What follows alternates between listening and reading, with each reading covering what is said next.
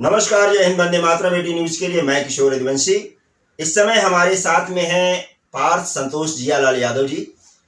यादव समाज के काफ़ी जागरूक और एक वरिष्ठ समाज सेवक के तौर पर इनकी पहचान है। मुंबई में कई संस्थाएं चल रही हैं, कई तरह से लोगों की मदद कर रही हैं। इन्होंने कई पुस्तकें भी लिखी हैं और हाल ही में इनकी एक यथार्थ गीता नाम से एक पुस्तक आ रही है जो अपने परिष्कृत रूप में है। और इन्हीं सब बातों के अलावा थोड़ी सी हम इस समय उत्तर प्रदेश के चुनाव की भी बात हम जब इनसे करना चाहते हैं, और इस मुद्दे को जो कृष्ण जन्मभूमि का मुद्दा है, इस मुद्दे को कोई भी पार्टी सामने नहीं लाना चाहती है। और हर पार्टी, चाहे वो कांग्रेस हो, समाजवादी हो, बसपा हो, सबने इस मुद्दे को परोक्ष में रखा हुआ है। यहाँ तक कि यादव समाज के भी कुछ लोग ऐसे हैं जो इस मुद्दे पर खुल करके नहीं बोलना चाहते हैं और चुनावी बहाना बना करके, चुनाव की गणित का बहाना बना करके समाज को गुमराह कर रहे हैं। और उन्हें समाजवादी पार्टी में ही अपना भविष्य दिखाई देता है और समाजवादी पार्टी को मुस्लिम मतदाताओं में अपना भविष्य दिखाई देता है, क्योंकि समाजवादी पार्टी का कोई भी नेता, ना तो नेताजी बोल रहे हैं, ना अखिलेश जी बोल रहे हैं कि ना मथुरा में जो कृष्ण जन्मभूमि है उसे खाली कराया जाए और उस पर जो है यादवों को हक दिया जाए, उनका अधिकार दिया जाए, या वो हमारी पैतृक एक तरह से संपत्ति है, हमारे दादा श्री कृष्ण की संपत्ति है, उनका जन्म वहां पर हुआ है तो वो हमारा अधिकार बनता है। और इन सारी बातों को दरकिनार करते हुए हर आदमी चुनावी गणित में लगा हुआ है। हिंदू, मुस्लिम, यादव और मुस्लिम की गणित में लगा हुआ है। दलितों और पिछड़ों को इकट्ठा करने का, सामाजिक न्याय करने का दावा करता है। पर हकीकत क्या है, यही सब जानने के लिए संतोष जी थोड़े कड़वे बोलते हैं, पर समाज को थोड़ा कड़वा जो है ना, कड़वा सुनने की आदत होनी चाहिए। और ये ठीक वैसे ही होता है, अगर कोई आपके समाज का आदमी कोई कड़वा बोल के अगर आपको रास्ता दिखाता है तो ठीक ऐसा ही होता है जैसे बुखार में कुनैन की गोली होती है, वो आपके हित के लिए बोलते हैं। पर समाज हमारा, यादव समाज खास करके, इतना अंधा हो चुका है कि इन सारी बातों को दरकिनार करके उस समाज को सिर्फ अखिलेश और मुलायम जी दिखाई दे रहे हैं। मुलायम जी के ऊपर एक तमगा लग चुका है पहले से रामद्रोही होने का। अयोध्या की बाबरी मस्जिद के ऊपर जब उन्होंने एक्शन लिया था, राम भक्तों को गोली चलवाई, सब कुछ हुआ। पर अब कृष्ण जन्मभूमि के ऊपर अखिलेश जी इस समय जब कुछ नहीं बोल रहे हैं, तो क्या अखिलेश भी कृष्णद्रोही होने का तमगा अपने ऊपर लगा रहे हैं? ये यदुवंशी समाज की एक बहुत बड़ी समस्या है और वो इस समस्या के बारे में जानना भी चाहता है। यही सब जानने के लिए हमने संतोष जी से संबंध स्थापित किया और उनसे यही सब पूछना हमारा इस समय कर्तव्य बनता है। और यादव समाज के हर उस नागरिक से मैं ये जानने की कोशिश करूंगा कि इस मुद्दे पर उसका क्या स्टैंड है, वो क्या चाहता है। अखिलेश जी आखिर क्यों नहीं बोल रहे हैं कि कृष्ण जन्मभूमि हमारी है, उसे मुक्त किया जाए। और मुस्लिम समाज को इस पर उनको एक तरह से रिक्वेस्ट करनी चाहिए कि भाई ये मर मुकदमा कोर्ट कचहरी में जाने से अच्छा है कि आप हमारी धरोहर है, आप उसको हमें सौंप दीजिए, हम आपको ससम्मान कहीं न कहीं एक और जगह दिलवाते हैं, हाँ आप मस्जिद बनाइए, सब कुछ करिए। पर ये यादव समाज के सम्मान की बात है। संतोष जी, एक बात बताइए कि आखिर समाजवादी पार्टी का कोई भी नेता, XYZ कोई भी हो, बड़े से बड़ा नेता या छोटे से छोटा कार्यकर्ता भी इस मुद्दे पर बोलना क्यों नहीं चाहता? सबसे पहले मैं 18 न्यूज का बहुत बहुत धन्यवाद देता हूं किशोर जी। आपका नाम भी किशोर है, यानी कृष्ण भगवान से आपका बहुत ही पवित्र नाम आपके पास रखा हुआ है। और मैं सभी 18 न्यूज के दर्शकों से मैं कहना चाहूंगा कि आप 18 न्यूज जरूर देखा करिए, क्योंकि 18 न्यूज सच्चाई की तरफ ले जाने वाला न्यूज मुझे लगता है। तो आपने पूछा कि समाजवाद के लोग इस मुद्दे पे क्यों नहीं बोलते। तो समाजवाद 1976 में हमारे संविधान में जोड़ा गया है। जब देश आजाद हुआ था तो उस समय हमारे यहाँ पे समाजवाद की कोई व्यवस्था नहीं थी। जिस दिन समाजवाद जोड़ा गया उसी दिन भारतवाद के ऊपर प्रश्न चिन्ह लग गया।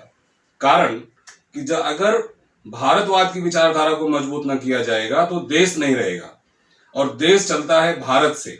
और समाजवाद की विचारधारा लाकर इन समाजवादियों ने समाज में विघटन पैदा कर दिया।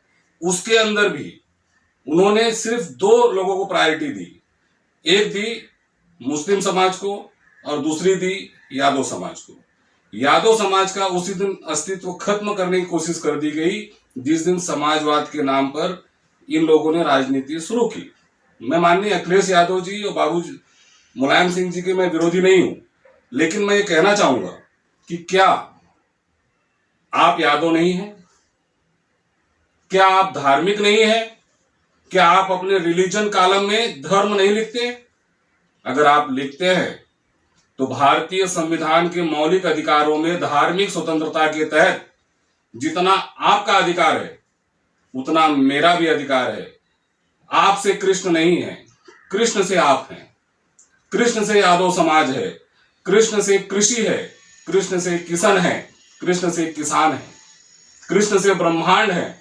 ये सारी बातें अगर आप बाबूजी ने, मुलायम सिंह जी ने और मेरे भाई अखिलेश यादव जी ने अगर भगवत गीता में पढ़ लिया होता तो आज 2022 में माननीय किशोर जी, पत्रकार जी, आज मेरे भाई इस बात की कोई चर्चा ना होती। 10 वर्षों तक समाजवाद की सरकार थी। पर अखिलेश जी को तो जिन्ना जी ज्यादा अच्छे लगते हैं और कृष्ण तो उन्हें अच्छे ही नहीं लगते, ऐसा लोगों का कहना है। कृष्ण जी सपने में आते हैं, कृष्ण जी सपने में आते हैं और सपने में ये बताते हैं कि आप जीत जाएंगे। तब जब बीजेपी के लोग कहते हैं कि हम मथुरा बनाएंगे, तो उनसे भी तो कह सकते हैं कि आप क्यों नहीं मथुरा की मस्जिद निकाल करके हमारा जन्मस्थान स्वतंत्र करवा रहे हैं।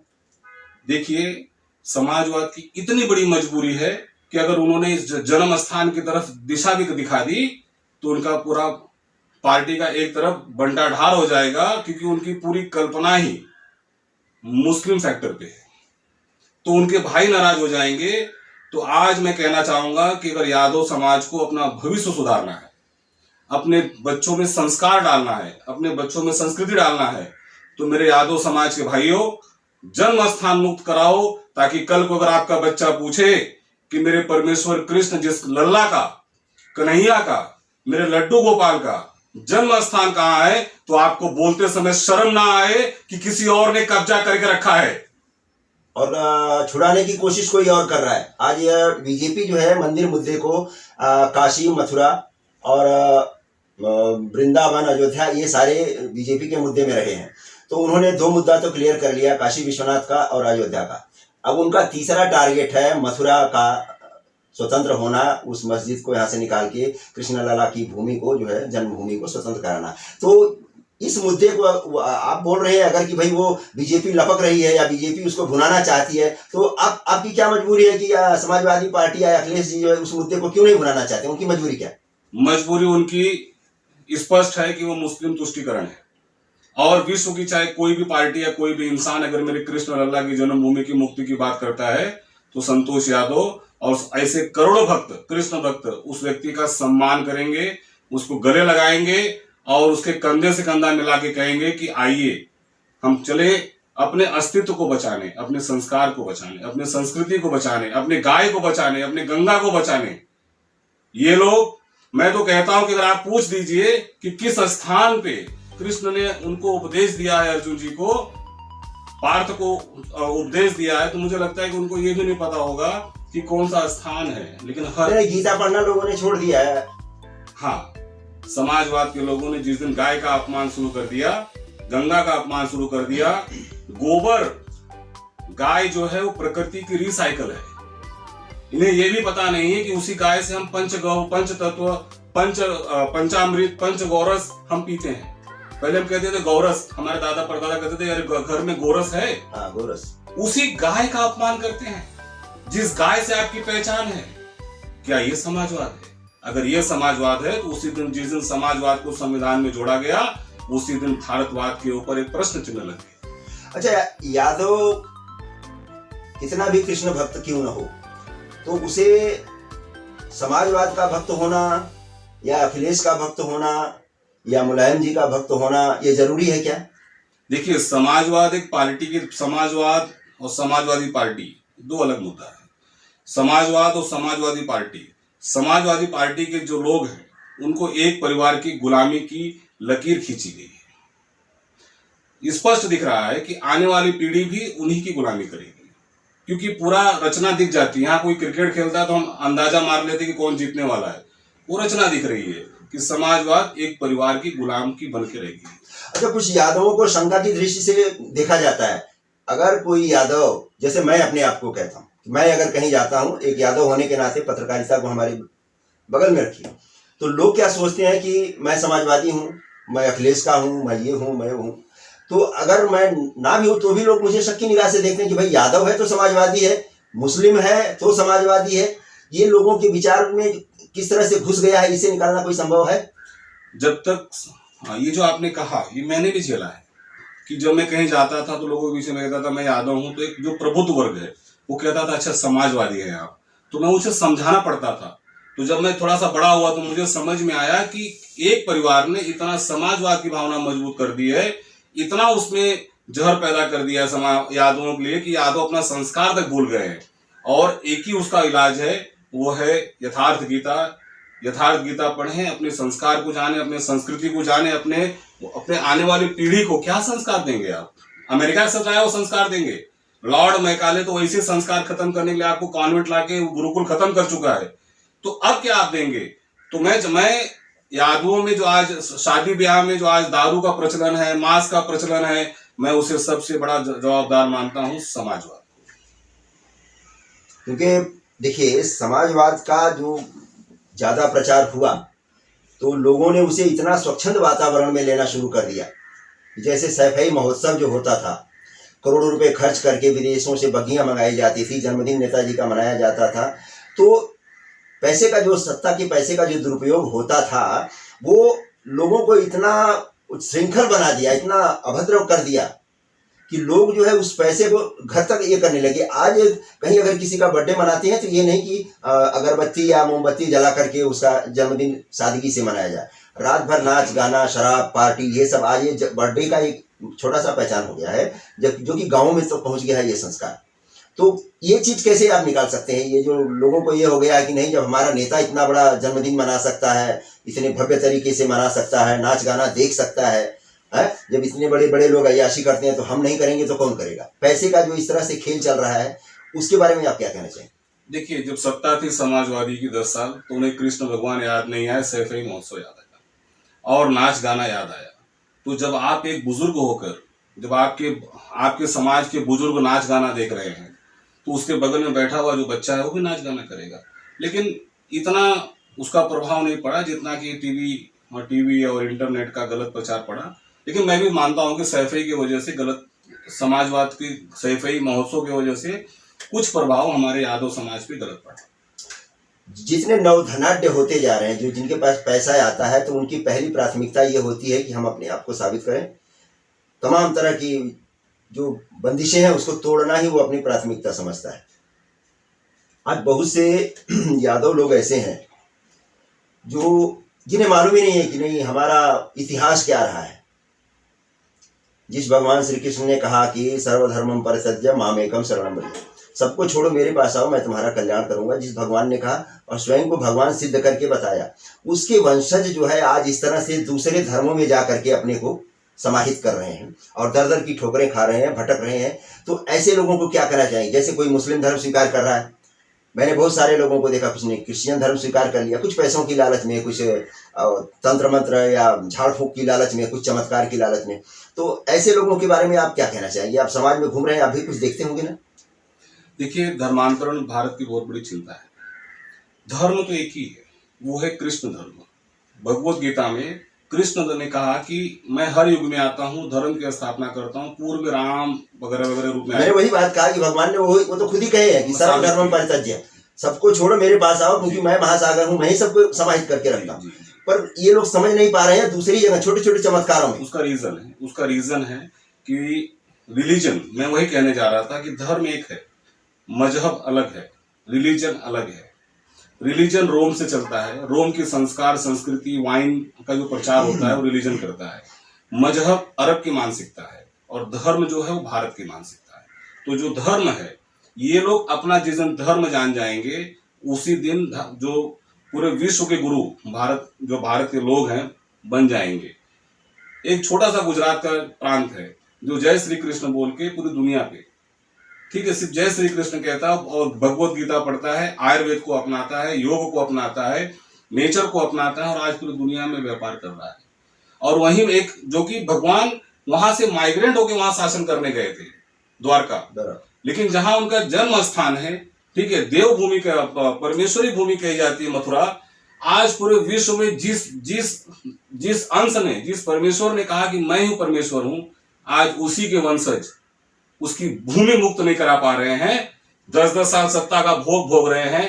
ऐसे लोग मैं कहता हूं कि समाज के लिए बहुत घातक है। अच्छा, एक बात बताइए, कुछ लोग आपका मैं देख रहा हूँ सोशल मीडिया पर विरोध भी कर रहे हैं, आपको अच्छा भला बुरा भी कह रहे हैं। आप एक क्षमाशील व्यक्ति हैं, आप बर्दाश्त करते हैं उनको, आप शब्दों का उन आप शब्दों में आप जवाब भी नहीं देते, वो मैं बराबर देखता हूँ। तो एक बात बताइए कि आपको मृत्यु के पश्चात आपको स्वर्ग या जो भी है, हमारे जो मनीषियों ने कल्पना की थी या मुक्ति की कल्पना जो की थी, तो आपकी आत्मा को मुक्त होने के लिए भगवान श्री कृष्ण का आशीर्वाद चाहिए या समाजवादी पार्टी का सर्टिफिकेट आशीर्वाद, इस तरह का कुछ चाहिए आपको? हजारों समाजवाद और समाजवादी पार्टी कुर्बान, और ऐसी किसी समाजवाद और किसी पार्टी की जरूरत नहीं है। यह अध्यात्म है। परमेश्वर कृष्ण ने कर्म और मानव सेवा का उपदेश दिया। ये जो संसार चल रहा है, अभी आपने तंत्र मंत्र की बात कही, तो तंत्र यानी कृष्ण का तंत्र, तंत्र यानी सिस्टम होता है, मंत्र यानी कृष्ण, और यंत्र यानी जो पूरी दुनिया का सिस्टम मशीन चल रही है, ये कृष्ण का ज्ञान है। यादवों का सबसे बड़ा प्रॉब्लम यह है कि वो पढ़ते नहीं है, दूसरे की चीजों को पढ़ के, टोपी पहन के, कोट पहन के, पैजामा पहन के अपने आप को स्कॉलर समझते हैं, जेंटलमैन, एप्रोप्रिएट और इनएप्रोप्रिएट। तो जब वो अपनी चीजों को छोड़ते हैं और दूसरे को पकड़ते हैं तो वो एप्रोप्रिएट कहते हैं कि मैं बहुत जेंटलमैन हूं, मतलब मैंने पैंट शर्ट पहन लिया, कुर्ता पहन लिया तो उनको शर्म आती है, ठीक है, बीवी से साड़ी पहनाएंगे, खुद फॉरेन का कल्चर अपनाएंगे। कहने का मतलब जो साड़ी में मेरी बेटी, मेरी माँ, मेरी बहन है, वो एप्रोप्रिएट है, वो धर्म है। वो अपने मांग में सिंदूर रखी है तो उसका अर्थ है, चूड़ी पहनी है उसका अर्थ है, वो प्रतिव्रता का व्रत ली है, उसने धर्म, दुनिया का सबसे बड़ा कृष्ण ने धर्म बताया है कि क्या कार्य धार्मिक, तो विवाह में एक मिलन होता है और संसार आगे जाता है, उत्पत्ति का कारण बनता है। ऐसे धार्मिक कार्य जो है उसमें आप दारू पी रहे हैं, शराब पी रहे हैं। नहीं, आज का ये जो आपने छोड़ा ना कि आज का एक फैशन हो गया है कि मैंने अभी गांव में काफी दिन गुजारे हैं आकस्मिक, तो उसमें ऐसा हो गया कि अगर किसी के यहाँ कोई मेहमान जाता है तो जब तक उसके यहाँ मुर्गा, मटन या मछली का पार्टी और शराब नहीं आए तो वो रिश्तेदार ही घर पे जाकर के अपने बोलता है, गया था मैं कुछ खाया था, जो फिर किया नहीं, बेकार ही मेरा जो है 150 रुपये का पेट्रोल जल गया, समय नुकसान हुआ, अरे दूसरी बार उसके यहाँ जाने का नहीं। ऐसे ही मतलब कि बहुत जरूरी चीजों में सम्मिलित हो गया, मांस, मदिरा, इन सारी चीजों का, दूध दही पीने वाला समाज। नहीं, वो दूध दही तो आज आप खरीद करके पीजिए, या आपके पास जानवर रखने में आपको शर्म आती है। सैकड़ों जानवर रास्ते पे भटक रहे हैं, गायें भटक रही हैं, लोग जो है गाय को तब तक रख रहे हैं जब तक वो दूध दे रही है। जिस दिन उसने दूध बंद किया उसका जो है पगहा खोल करके लोग छोड़ दे रहे हैं कि अब ये किसी कसाई को लेकर के जाए। तो ऐसे लोगों के बारे में आप क्या कहें? देखिए, आधुनिकरण की दुनिया, आधुनिकरण विनाश का कारण है। जब तक आप प्रकृति से जुड़ के नहीं रहेंगे तब तक आपका विनाश होता रहेगा। आधुनिकरण ने हमने जैविक खेती को छोड़ दिया, कृषि यानी कृष्ण, उत्पत्ति यानी हमने जैविक खेती को छोड़ दिया, हमने आधुनिक खेती को लिया। जो गाय कभी हमको गोबर देती थी, आज भी उपले जलाते हैं, सब कुछ करते हैं, रिसाइकल है गाय। गाय को माता इसलिए माना जाता था क्योंकि माँ के बाद हम उसका दूध पीते थे, और रिसाइकलर है वो, और पूरी प्रकृति के रिसाइकलर है। गोबर से खाद से अनाज में जाता है, वहां से फिर अनाज मिलता है। लेकिन हमने वहां यूरिया और डाई जिस दिन डालना शुरू किया, जिस दिन हमने वहां केमिकल डालना शुरू किया, तो जो हमारी गाय की जो गोबर थी उसकी वैल्यू हमने कम कर दिया। फॉरेन के लोग एग्रीकल्चर टेक्नोलॉजी में जैविक खेती का प्रयोग करते हैं, लेकिन हमारे लोग जहर की खेती करते हैं, यूरिया डाई की खेती करते हैं। तो वो जिस दिन हमने रिसाइकल छोड़ दिया, उसी दिन हमने गाय का अपमान कर दिया। उसी बैल की पूजा होती है, खिचड़ी, रंगोली की परंपरा निभाने वाला, अष्टमी की परंपरा निभाने वाला, पंचमी की परंपरा निभाने वाला समाज, पहलवानी, दारू पी के पहलवान बनेंगे। यादवों की पहचान क्या थी? लाठी और पहलवानी, फौज, कर्म और बलिदान, विजय या वीर गति, धर्म और मानव सेवा। आज वो समाज धर्म का मजाक उड़ा रहा है, पहलवानी की जगह पे दारू पी के पैंट पे पेशाब कर रहा है, हाँ, चौराहे पे मार खा रहा है, अब बेइज्जत हो रहा है। किसका? फलाना यादव का लड़का है। बेवड़ा है क्या? अच्छा बेवड़ा पीता है, जो दूध पीने वाला समाज था उसे कुछ लोगों ने, उसका कारण मैं कहूंगा कि ऐसे सैफई महोत्सव भी उसका कारण हो सकते हैं, टीवी मीडिया भी उसकी कारण है। जब हमारे बड़े ही नाच गाना देखेंगे, ऐसी नाचती हुई अब किसी की बहन बेटी को देखेंगे, तो छोटे भी तो वही करेंगे। ठीक, वही चीजें मैं आपको कहना चाहता था कि ये सारी चीजें जो बड़े लोग कोई काम करते हैं तो छोटे लोग उसकी नकल करते हैं, ये स्वाभाविक है। हमारे समाज के लोग बहुत बड़े बड़े कार्यक्रम करते हैं, मंचों पे जाते हैं और अपने आप को सामाजिक बहुत बड़ा क्रांति का नेता दिखाते हैं। ठीक है, मैं कहता हूं कि जिस दिन अमीर यादव, मैं समाजवादी यादवों से कहना चाहता हूं, समाजवादी यादवों से कहना चाहता हूं कि क्या तो आप लोगों ने किसी गरीब, आपको इंजीनियर लड़की चाहिए ना, डॉक्टर लड़की चाहिए ना, किसी गरीब की लड़की को शादी कर लो ना, तब आपको समाजवाद नहीं दिखता।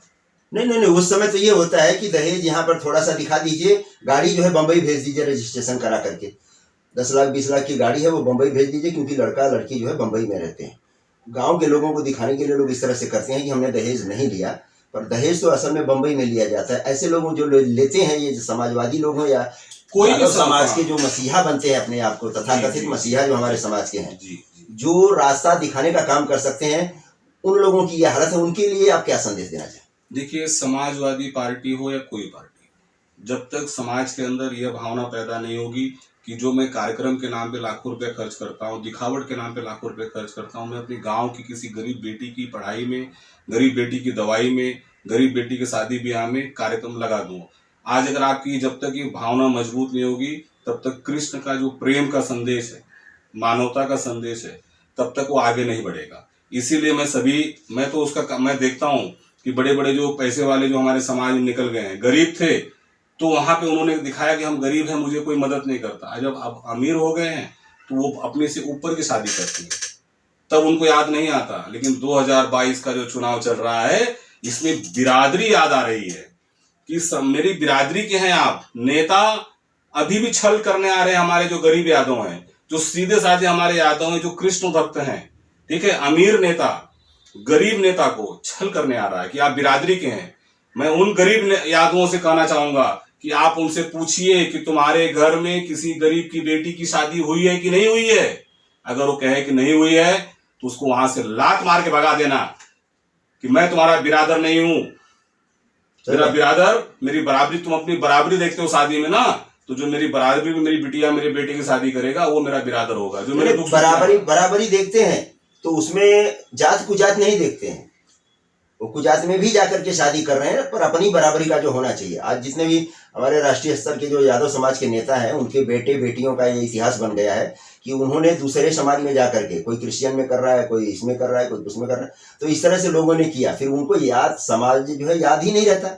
तो ये मेन चीज है ना जी, कि यादव समाज को जो हम रास्ता दिखाने वाले जो लोग थे वही रास्ता भटक गए, तो ऐसे लोगों को क्या उनका क्या इलाज है? देखिए, मैंने अभी आपसे इसके पहले कहा कि ऐसे लोग को खड़ा मत करिए, पैसा मत देखिए, कानून से बड़ा कोई नहीं है, किसी से डरिए मत, संविधान सबसे बड़ा है। मैं यही कहना चाहता हूं कि एक जन ने मुझसे कहा कि आप, मेरे फेसबुक पे लिखा कि आप अखिलेश के विरोधी हैं। अरे भाई, मैं अखिलेश को मानता ही नहीं हूं तो विरोधी कहां से बना? जो मेरे कृष्ण को नहीं मानता, 10 साल शासन था, उसने मेरे भगवान कृष्ण का उस नेता ने, मैं सोचा था लोगों ने इसलिए वोट दिया था कि ये मेरे यादव हैं, यादव समझ के वोट दिया था। ठीक है, तो जब आपने यादव का सर ही नहीं बचाया, पगड़ी ही नहीं बचाई, उनका संस्कार ही नहीं बचाया, उसकी संस्कृति ही नहीं बचाई, उनके विचारों को नहीं बचाया, भगवत गीता उस परमेश्वर के जन्म स्थान को मुक्त करने में आपके पास ताकत नहीं है, तो काहे के समाजवादी हैं आप? लोग कहते हैं कि बाप के सर पे राम जन्मभूमि के कारसेवकों के हत्या का कलंक लगा है। तो क्या अखिलेश यादव इन चीज़ों से बचना चाहते हैं कि मैं मथुरा के बारे में अगर कुछ बोलूँगा तो मेरा मुस्लिम मतदाता नाराज हो जाएगा, या मुझे हार का डर है?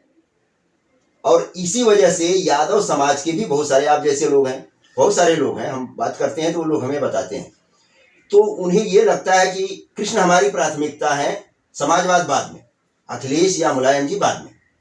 हम उनको निगलेक्ट नहीं कर रहे हैं, पर जो हमारी प्राथमिकता है वो हमारे कृष्ण है। तो उनकी भी प्राथमिकता होनी चाहिए ना। आखिर वो बीजेपी को वो मुद्दा क्यों देना चाहते हैं कि बीजेपी उस मुद्दे को भुनाए? आप भी भुना सकते हैं, तो आप बोलिए खुल करके। तो इसमें जो है अखिलेश जी की, या नेताजी तो रिटायर हो चुके हैं, उनका स्वास्थ्य सही नहीं रहता, अखिलेश जी की क्या मजबूरी है, क्यों नहीं बोल रहे? देखिए, जब जिस तरीके के लोगों से आप दोस्ती करेंगे, ठीक है, उस तरीके की विचारधारा आप पे हावी होगी, ठीक है। मैं ये नहीं कहता कि मतलब जो कारण होगा, कुछ अयोध्या का मामला है या कुछ और मामला है, वो बहुत बड़ी बात है, मैं उसमें नहीं जाना चाहता। मुझे सिर्फ और सिर्फ कृष्ण जन्मभूमि से मतलब है, क्योंकि मैं यादव हूँ। मैं अपने बच्चे को क्या बताऊंगा? सही बात। मैं अपने बच्चे को क्या बताऊंगा कि मतलब एक बहादुर कौम, रेजांगला जैसी कौम, महाभारत लड़ने वाली कौम, जो क्षत्रिय गुण है जिस कौम के अंदर, जिसने बड़े बड़े से बड़े ऋषि महर्षि अपने समाज से दिए, बड़े बड़े मतलब साइंटिस्ट वैज्ञानिक दिए, योद्धा दिए। देवनागरी जो महाराष्ट्र का जो पर्वत है देवनागरी, ठीक है, वो आपका राज्य है। बहुत बड़े बड़े साम्राज्य हमारे यादवों के थे। उसका उस परमेश्वर को मानने वाले कृष्ण की जन्मभूमि कब्जे में है। तो लालच करवा रही है। लालच, सत्ता की जो लालच होती है, इतिहास गवाह है कि अगर हमारे देश में तुर्कों ने और मुगलों ने शासन किया तो वो सिर्फ लालच थी। लालच से 500 साल बीत गए, और लेकिन हमारे इसी में छत्रपति शिवाजी महाराज जैसे लोग, गुरु गोविंद जी जैसे लोग, ऐसे बहुत से हमारे इस धरती माँ ने जन्म दिए, जो अपने धर्म रक्षा के लिए, अपने जो धर्म के झंडे के लिए, धर्म में शब्द इसलिए इस्तेमाल कर रहा हूं बार बार क्योंकि मुझे संविधान ने वो अधिकार दिया है कि जो मूलभूत अधिकार है संविधान के, उसमें मुझे आर्टिकल 25 से 28 तक का मुझे राइट्स है कि मैं अपने धर्म को मान सकता हूं, अपने धर्म के बारे में बोल सकता हूं, अपने धर्म के बारे में लिख सकता हूं, अपने धर्म के बारे में प्रचार कर सकता हूं, अपने ईश्वर जिसको मैं मानता हूं उसके बारे में मैं पूछ सकता हूं। उस अधिकार, संवैधानिक अधिकार के दायरे में रह के मैं पूछना चाहता हूं कि क्या अखिलेश यादव जी आपके ईश्वर और परमेश्वर कृष्ण नहीं है? आप अपने जिस घर में आपने जन्म लिया उस घर पे अगर कोई कब्जा करता है तो आप युद्ध लड़ते हैं। तो जिसने हमारे परमेश्वर की जन्मभूमि पे कब्जा किया है, बोलने में क्यों आप शर्माते हैं? ऐसी क्या शर्म है आपके जीवन में? ऐसी क्या लालसा है आपके जीवन में? क्या इस शरीर को त्याग के नहीं जाओगे? क्या आपको आपने इस जो मतलब विश्व की 8 यूनिवर्सिटी में जिस गीता को पढ़ाया जाता है, इस्कॉन संस्था के माध्यम से, international society for Krishna consciousness के माध्यम से पूरे विश्व में जो कृष्ण भगवान का प्रचार होता है, परमेश्वर का प्रचार होता है, उस परमेश्वर को बोलने में, उनकी जन्मभूमि में, एक दिन आपको ऐसा लगेगा कि मेरे हाथों में ताकत थी लेकिन मैंने वो काम नहीं किया। मना लीजिए ना, अपने मुस्लिम भाइयों को मना लीजिए ना। हाँ, यही बात तो मैं कहता हूँ, यही बात मैं कह रहा हूँ और सभी आदमियों से कहता हूँ कि भाई अखिलेश जी को बोलिए, मुस्लिम समाज अगर उनके कहे पे चलता है, अगर वो उसका कन्विंस कर सकते हैं तो 500 साल, 200 साल, 250 साल मुकदमा चलाने से अच्छा है कि उनको कन्विंस करके उनको समझाइए, अगर आप कहने पे समझते हैं तो। मनाना चाहिए, वो भी देश के नागरिक हैं, हमारे भाई हैं, भाई भाई में जो विरोध हो जाता है उनको समझाइए कि भाई साहब जो हुआ ठीक है। 1991 में 1991 में पूजा स्थल अधिनियम बनाया गया। उस अधिनियम के तहत तुर्क और मुगलों ने जितनी मंदिरों पे कब्जा किया था उसको सिक्योर किया गया। मनीष यादव जो नारायणी सेना बनाते हैं, मैं नारायणी सेना में राष्ट्रीय उपाध्यक्ष और महाराष्ट्र का प्रभारी भी हूँ। हमने उस विषय को लेके मुकदमा नंबर 152 सन 2021 मथुरा के जिला कोर्ट में हमारे संगठन ने केस किया, यादव वंश के रूप में, यादव वंशज के रूप में, पक्ष के रूप में। हाँ, उस प्रॉपर्टी पे हमने दावा किया कि नहीं, हम यादव हैं और हमारी ये प्रॉपर्टी हम उनके वंशज हैं। क्या ये अखिलेश यादव जी या तेजस्वी यादव जी या जो बड़े बड़े यादव समाज के लोग हैं, अरबोपति खरबोपति, हम जैसे साधारण लोग, एक किसान के बेटे, गरीब किसान के बेटे, अगर हम ये काम कर सकते हैं अपने समाज के लिए, तो आपको तो परमेश्वर ने बहुत शक्ति दी थी, क्या आप नहीं कर सकते थे? हाँ, उसको करने में समाजवाद रोड़ा था कि कहीं भाई साहब नाराज ना हो जाए, भाई साहब को समझा देते। भाई साहब तो अभी भी जीत पे अड़े हुए हैं सारे लोग। इसमें अगर ऐसा रहता तो राम मंदिर का मुद्दा, अयोध्या का मुद्दा कभी का हल हुआ हो गया होता। देखिए, धर्मांतरण भी उसका कारण है। जब कोई एक विषय को, धर्म को फॉलो करने लगता है और उसके जो लोग बता देते हैं ये जो इतना लेट हो रहा है, तो जो पीढ़ियां आती हैं उनको भ्रम पैदा हो जाता है कि नहीं मेरी प्रॉपर्टी है, जो कि उनको उनकी प्रॉपर्टी नहीं है, वो हमारी प्रॉपर्टी, यादव समाज की प्रॉपर्टी है, ठीक है। लेकिन उनको जब अगर भारतवाद की विचारधारा का अगर व्यक्ति होगा तो समाजवादी विचारधारा का व्यक्ति नहीं होगा। तो उनको ये लगता है नहीं मेरी प्रॉपर्टी है। तो प्रॉपर्टी जो है वो हमारी यादों की है। हमारे पास पेपर है, हमारा इतिहास है, हमारे जो आर्कियोलॉजिकल सर्वे ऑफ इंडिया, जो भूगोल है, जो इतिहास है, सब हमारे पास है, सब प्रूफ है हमारे पास। अच्छा, मथुरा की जो जनसंख्या विस्फोट हुई है वो लाखों में पहुंच गई है, और हिंदुओं का जो वहाँ पर जो है ना काफ़ी पतन हुआ है और उनकी संख्या बेहिसाब कम हुई है। तो ये जनसंख्या का जो असंतुलन है वो जो है काफ़ी गड़बड़ है, और इसमें हिंदू संगठनों को और हिंदुओं को ये लग रहा है कि भविष्य में कभी भी हमें यहाँ से खदेड़ा जा सकता है। हमारी हालत अफगान, ईरान और पाकिस्तान जैसी या बांग्लादेश जैसी हो सकती है। आपको क्या लगता है? देखिए, जब एक मुगल आए थे यहाँ पे तो उन्होंने जानबूझकर उन्हें स्थान को तोड़ा जो उस गैर धर्म, उन्होंने जजिया कर लगाया कि अगर आपको अपना धर्म मानना है तो आप जजिया कर दो, पूजा करना है जजिया कर दो। हस्तिनापुर एक विधानसभा है जहाँ पे हमारा प्राचीन शहर सबसे कौन है? हस्तिनापुर। इंद्रप्रस्थ यानी दिल्ली, कुरुक्षेत्र हरियाणा, ठीक है, ये जितने भी जगह हैं उन्होंने जानबूझकर उस वहाँ मंदिरें तोड़ी, मंदिरों को, मूर्तियों को उठा के मस्जिदों को सीढ़ी पे लगाई। ठीक है, ये उन लोगों ने किया, मैं आज के लोगों को नहीं कह रहा हूँ। हाँ सही। जो वर्तमान में थे उन्होंने किया गलतियां, ठीक है, और दूसरे की प्रॉपर्टी पे कब्जा कर लिए। तो जब उसका समाज जागा तो समाजवादी जैसे लोग जो इस देश में पैदा हो गए उन्होंने उसको जागने नहीं दिया। तो एक कारण ये है। और ज्यादा करके देखिए, मैं ये कहूंगा कि जो चाहे कोई भी धर्म का व्यक्ति हो वो अपने धर्म को आगे बढ़ाता है, क्योंकि संविधान ने अधिकार दिया है। संविधान ने लिखा है कि आप अपने कार्यक्रम करिए, बढ़ाइए, आगे ले जाइए। वो तो अपना काम कर रहे हैं तो हम उनसे क्यों चले? वो अपना काम कर रहे हैं, लेकिन हमें जो हमारा काम है, हम जो यादवों का काम है, जो भारतीयों का काम है, जो कृष्ण भक्तों का काम है, कि हम अपने काम को नहीं कर पा रहे हैं और राजनीति के चक्कर में, एक परिवार के चक्कर में, ठीक है, सैफई महोत्सव के चक्कर में गीता नहीं पढ़ पा रहे। अच्छा, मुझे ऐसा लगता है, आप भी इस बात से अगर सहमत हो तो, कि क्या यादव समाज को, जैसे पहले एक कोल्हू चलता था तेल पेरने वाला, और उसमें बैल के आंख पर एक पट्टी बांधी जाती थी काली, और वो गोल गोल घूमता था तेल पेरने के लिए, तो क्या यादव समाज को समाजवादी या समाजवाद के नाम पर या नेताजी और अखिलेश के नाम पर क्या उनके आंख के ऊपर एक पट्टी बांध दी गई है, जो वो अपना भविष्य नहीं देख रहे हैं, या उनको उनका इतिहास नहीं दिखाई दे रहा है, या उनको भगवान ही भूल गए हैं? अगर मरने के बाद अगर वो स्वर्ग या नरक में कहीं भी जाएंगे तो उनको समाजवाद का सर्टिफिकेट दिया जाएगा और कृष्ण का नहीं मांगा जाएगा, ऐसा कुछ?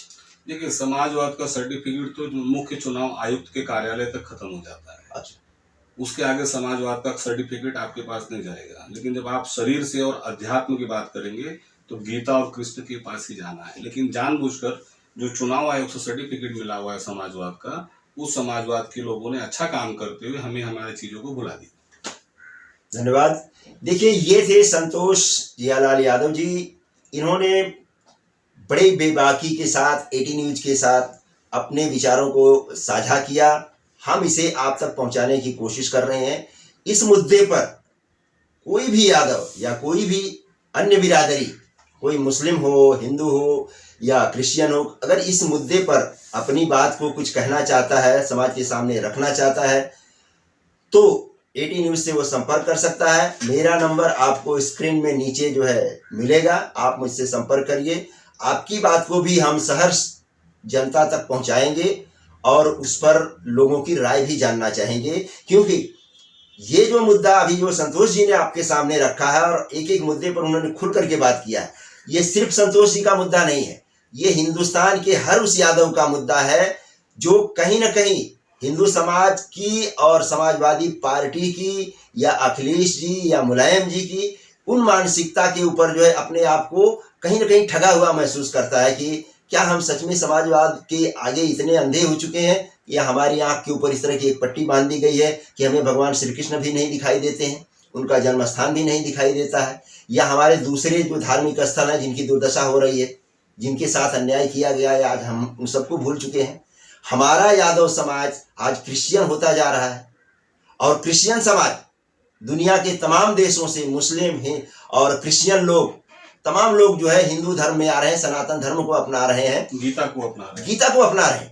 और हमारा समाज जो हमारी चीज थी वो दूसरे अपना रहे हैं और हम दूसरे की चीज को जो है खोखले डब्बे में बर्तन डाल करके बजाने वाली बात जैसे झुंझुना मिल गया हमको, और हम छोटे छोटे चमत्कारों में पढ़ करके और हम अपने आप को, अपना लोक और परलोक दोनों खराब कर रहे हैं।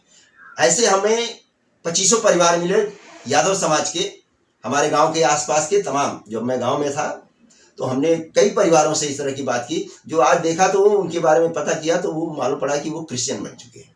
क्या उनकी मजबूरी थी? कुछ भी मजबूरी नहीं थी। अच्छे खासे परिवार से हैं, खाते पीते हैं, घर परिवार है, जगह जमीन है, मकान है, सब कुछ है, गरीब नहीं है। क्योंकि मानसिक गरीबी से बढ़ करके कोई भी गरीबी इस पृथ्वी पर नहीं है। अब अगर आप मानसिक गरीब हैं तो समझिए कि आपकी दुनिया की हर गलत शक्ति आपके ऊपर राज कर सकती है। हाँ जी, कुछ कहना चाहते? उन जो कन्वर्ट हुए हैं क्रिश्चियन में, ठीक है, उनसे आप जानकारी जब लेंगे तो आपको पता चलेगा कि उन्होंने कभी भगवत गीता पढ़ी ही नहीं। ये सच है।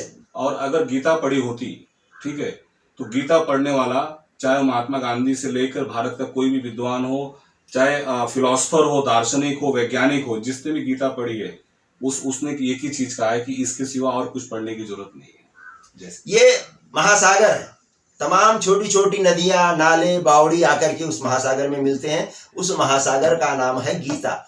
और आप भगवान श्री कृष्ण की दी हुई उस धरोहर को छोड़ करके दर दर की ठोकरें खाने के लिए मजबूर हैं, तो ये आपके नरक का द्वार ही खोलने के लिए काफी है कि आप अपने उस भगवान को छोड़ करके जा रहे हैं और दूसरे के छोटे छोटे चीजों के लालच में पड़ करके इस तरह से आपने अपना और अपने कुल का, अपने वंश का, अपने परिवार का, सबका नाम जो है मिट्टी में मिलाया है। मैं तो सारे यदुवंशियों से यही प्रार्थना करूंगा कि देर आए दुरुस्त आए, हो सके तो अपनी भूल को सुधारो।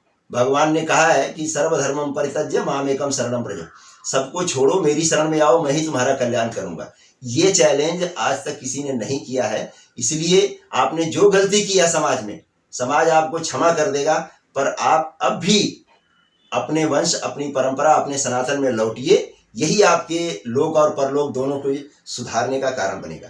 एटी न्यूज के लिए मैं किशोर यदुवंशी। नमस्कार, जय हिंद, वंदे मातरम। धन्यवाद। धन्यवाद संतोष जी।